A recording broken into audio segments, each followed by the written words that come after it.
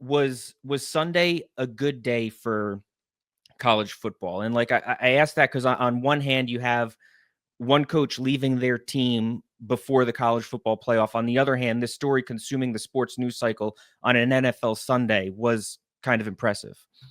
I'm still going to go with the net positive. Yes, it was good for college football. I understand that there was some dark messaging maybe with some of the things that happened, and there was some negativity between a couple of fan bases and maybe circled around an individual.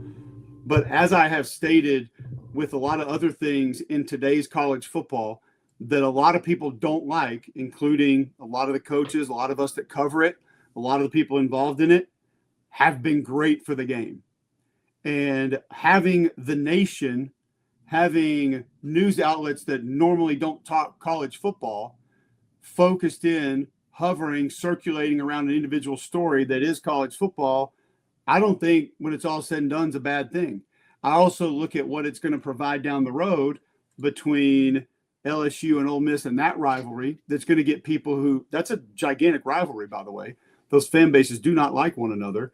That thing will extend well past Louisiana and Mississippi. It'll give us a lot of other reasons to now care about that, talk about that, be invested in that moving forward. So I do understand the negativity. It's similar to transfer portal. Like Greg McElroy and I do a radio show every morning. We have said for 3 consecutive years now, goodness gracious, that was the easiest offseason we've ever had. And not because someone's doing our job for us, but it's literally new news almost every single day. Whereas it used to be national championship game. Oh, let's try to find some stuff here before signing day. Signing day bought us maybe a week. And then it's like, all right, how much can we preview spring football now until we get to that? Then we get some spring football games. God, we got to grind through the summer, try to find a way to get there.